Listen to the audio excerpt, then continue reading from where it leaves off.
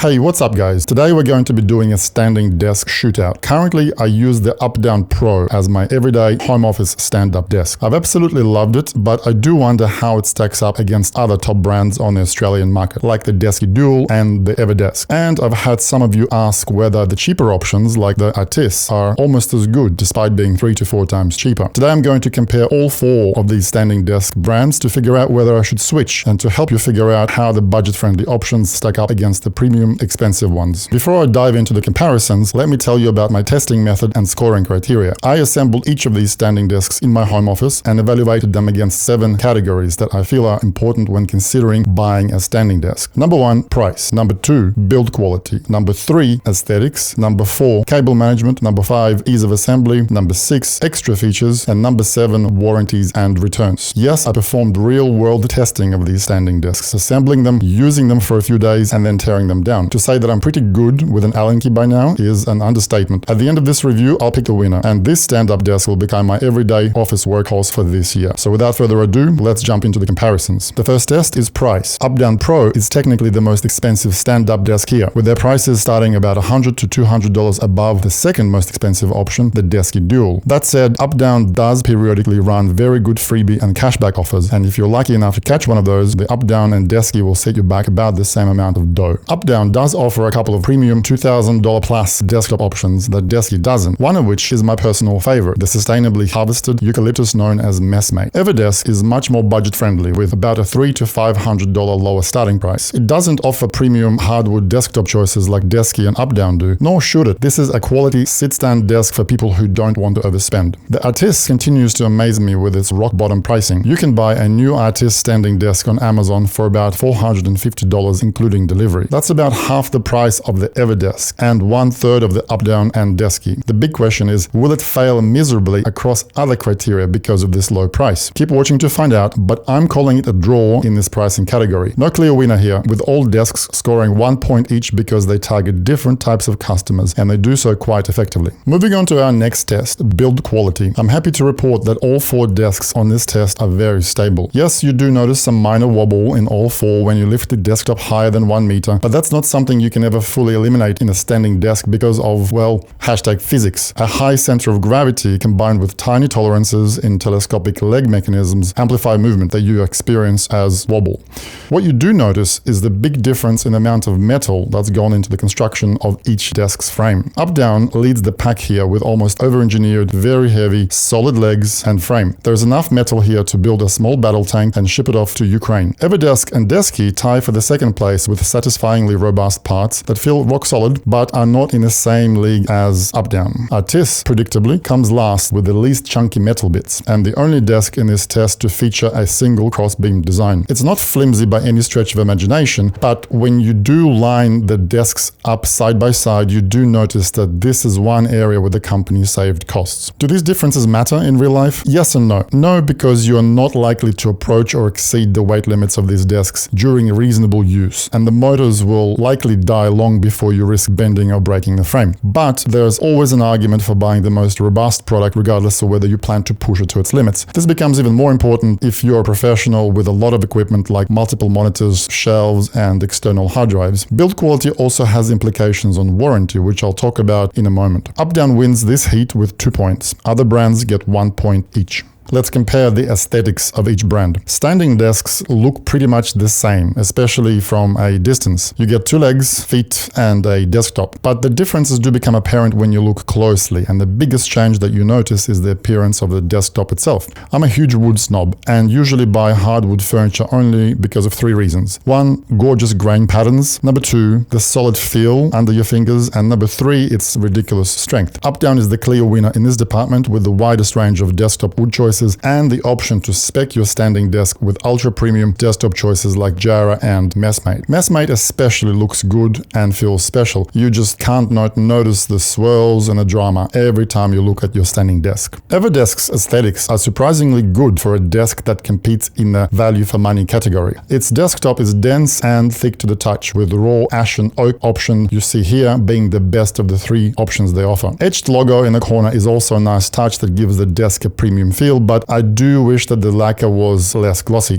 Desky offers a huge range of hard and softwood options, but doesn't step into the ultra premium category like Updown does. I decided to step outside of my hardwood comfort zone and ordered my Desky Dual with a reasonably inexpensive bamboo desktop. Did I like it? Look, for me, hardwood is still the best option, but the bamboo desktop has surprisingly grown on me over the past few days. It became a neutral backdrop for all my gear, neither screaming for attention nor offending me in any kind of way. Last but not least, let's talk about the Artiss. Its desktop feels solid but somewhat rubbery. It's definitely dead last in this company, but I do want to give it concessions when I take the $450-ish price point into account. Critically, it doesn't look cheap and nasty, not in a way that will detract from your home office. It's just not as luxurious as the others are. What about the paint? Well, it's good on all 4 desks, but Updown wins again with the thickest, most expensive looking powder coat. EverDesk and Desky come in second with a semi-gloss finish, and Artiss unfortunately comes last again with a gloss black paint that I don't love. Last detail, the optional drawers, which are a must-have in my opinion, are by far the best looking and feel the best to the touch in the Updown desk. EverDesk's drawer is very cool to look at and has a very nice design, but it is a lot more limited in its usability because of its narrow width, while the Desky feels less premium and more industrial.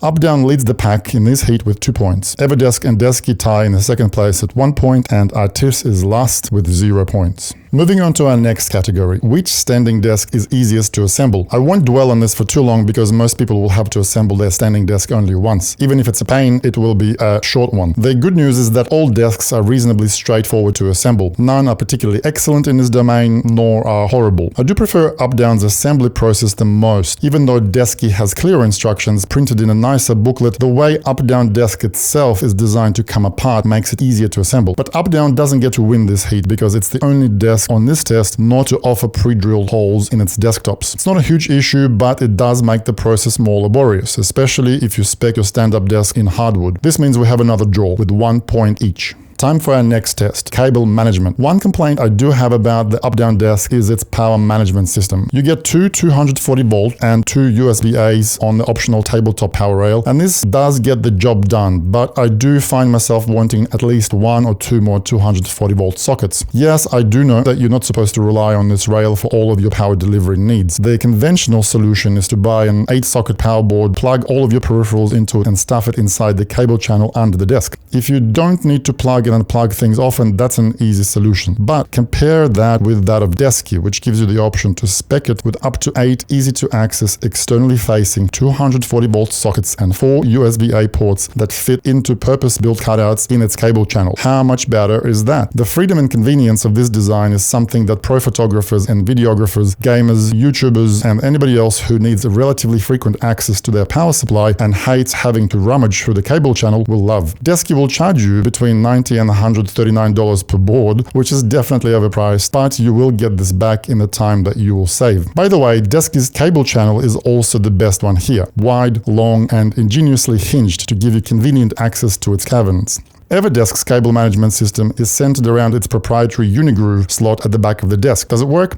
Kinda. It's handy for taming your phone and data cables while keeping them within reach, but it can't help you with power cables because the unigroove slot is not wide for you to feed through cables with fixed power plugs. The good news is that you get a scallop along the desk's rear edge for exactly this purpose, and a decent sized cable tray under it. The cheap and cheerful Artiss doesn't have any power management systems at all. You'll need to buy a cheap power board, attach it to the underside of the desk, and then use cable clips to tidy up the mess. This is why it comes last with 0 points. The Updown and the EverDesk tie in the second place with 1 point each, and the Desky wins easily with 2 points. Let's compare each desk's unexpected extra features. Dual motors, anti-collision systems, and multiple height presets are standard across all stand-up desks in this review. I really hope to see a built-in wireless charging option which would allow me to charge my phones just by placing them on a desktop, but none of the manufacturers offered it. What I did notice was EverDesk's outstanding controller. It is dope. Basically, it's a fancy knob that you twist one way to raise the desk and the other way to lower it. It has a very satisfying feel, a crisp built-in digital display, and is also sturdy. I accidentally dropped it onto concrete during assembly and it survived unscathed. You can program it to create a customized sit-stand schedule that will help you moving throughout your workday. 1 point to the EverDesk, no points to the rest. Time for the last test, warranties and return policies. EverDesk has the best and simplest warranty here with a flat 10-year coverage across frames, electrical components, and desktops. It also comes with a very friendly 21-day trial that even covers the return of the desk. If you don't like your EverDesk, let the company know and they'll pick it up from your doorstep for free. Updown takes the trial one step further with 100-day returns. Free pickup is also included, and they'll even take the desk back if you've drilled holes into it to mount the controller and the cable tray. Like EverDesk, Updown offers a 10-year warranty on its frames, but only 5 years on desktops. Desky matches this with 10 years on the frames and 5 years on desktops, but their return policies are a lot more unfriendly. They'll take your desk back within 7 days of purchase, but you'll need to pay for return postage, which won't be cheap. Artiss is the last generous here with 1-year warranty on all parts. As for returns, I spent some time scouring through Artiss's policies on Amazon and lost patience. You may be able to return it within some short period of time, but you'll need to dodge dozens of conditions and caveats. To be honest, if you decide to return a $450 standing desk, you probably didn't do enough research. It's a very good desk for this price. 2 points to Updown, 1 point to EverDesk, no points to Desky and Artiss. Hopefully this stand-up desk review was insightful for you. The Artiss came last, but I don't feel good about placing it in this position because it does punch above its weight at the $450-ish price point. It's an underdog that took on Goliaths and lost gracefully. That said, its 1-year warranty does worry me. If the desk breaks after 1 year, my real cost will be about $450 per year. But if I buy an Updown for $2,000 and it lasts me for 10 years, I'm only $200 a year out of pocket. So in that scenario, I'm saving money. Poor man pays twice, as the old saying goes. Desky is the best all-rounder of the bunch and the best standing desk if you're a video or photography professional with a frequent need to plug and unplug peripherals. Its finishes are very good, the frame is solid, and that cable management system is the best in the business. As for the EverDesk, it's your best bet if you have about $1,000 to spend. It rivals the Updown desk in many categories despite being considerably cheaper. Its compact 60cm deep desktop size make it a particularly smart choice for apartments and tight home office spaces.